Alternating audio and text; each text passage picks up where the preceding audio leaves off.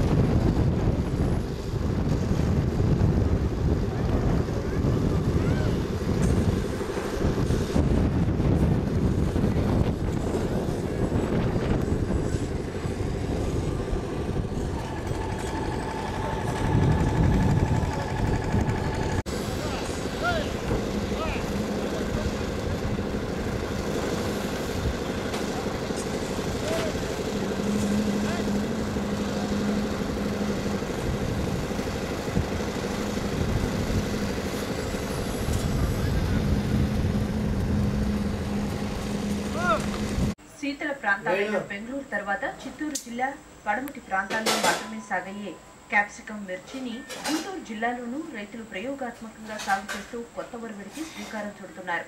గతేడాది గుంటూరు జిల్లాలోని సత్తెనపల్లి, రాజపాలెం, నారా కోడూరు, నిడుముక్కల ప్రాంతంలో దాదాపు 15 ఎకరాల్లో క్యాప్సికం మిర్చి సాగును రైతులు చేపట్టారు. సాధారణ మిర్చిలో పంట తీసుకున్న తర్వాత రెండో పైరుగా క్యాప్సికంను రైతులు పండిస్తున్నారు. ఉద్యాన శాఖ అధికారుల నుంచి ఎప్పటికప్పుడు సాగు మెలకువల్ని తెలుసుకుంటూ రైతులు కొత్త ప్రయోగాలకు శ్రీకారం చుడుతున్నారు.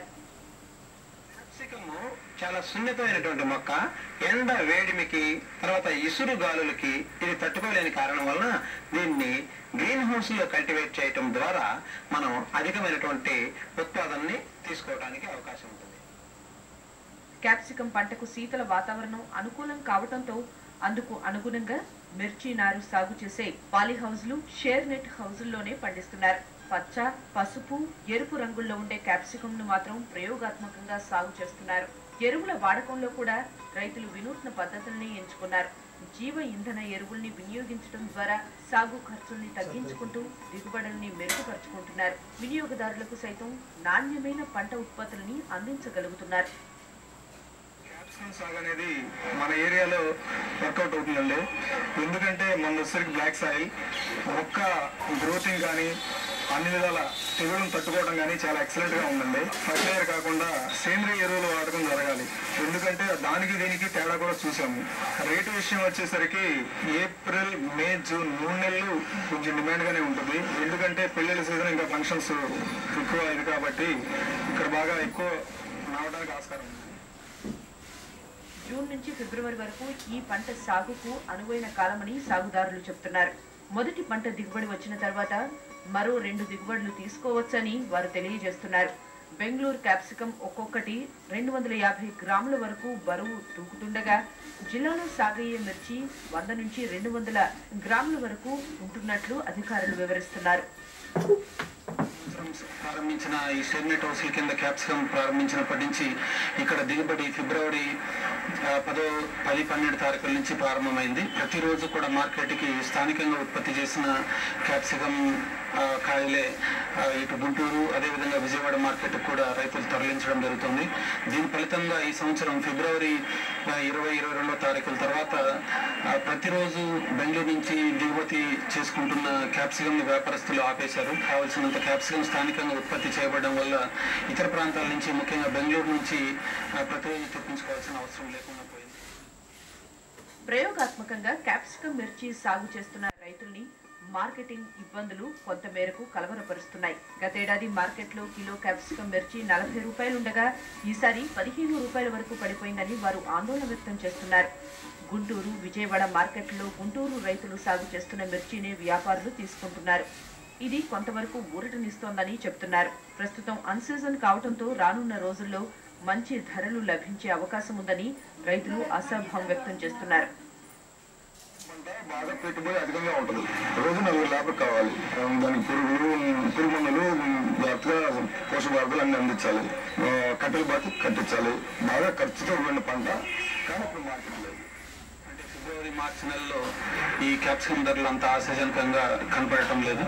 ప్రస్తుతం కిలో 8 నుంచి 15 రూపాయల వరకు అమ్ముడుపోవడం వల్ల రైతులకు పెద్దగా ఆదాయం వచ్చే అవకాశం కనపడడం లేదు. కానీ ఏప్రిల్, మే నెలలో వచ్చే దిగుబడిని రిలయన్స్ కంపెనీ అదేవిధంగా స్థానికంగా ఉన్న కొన్ని హోటల్ యాజమాన్యాలతో మాట్లాడి వారికి ఈ మార్కెటింగ్ క్యాప్సికం మార్కెటింగ్లో రైతులకి హోటల్ యజమానులకు అనుసంధానం ఏర్పరిచి మార్కెట్ పరంగా కూడా కొద్దిగా చర్యలు తీసుకొని రైతులకు గిట్టుబాటు ధర వచ్చేదానికి ప్రయత్నం చేయడం జరుగుతుంది.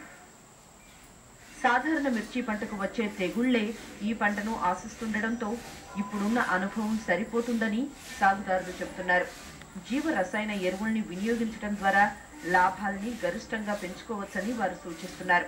ఇప్పుడిప్పుడే పాశ్చాత్య పంట అయిన క్యాప్సికం మిర్చి సాగు వైపు మళ్లుతున్న జిల్లా రైతులు భవిష్యత్తులో అత్యధిక విస్తీర్ణంలో ఈ పంట సాగు చేస్తారని ఆశిద్దాం.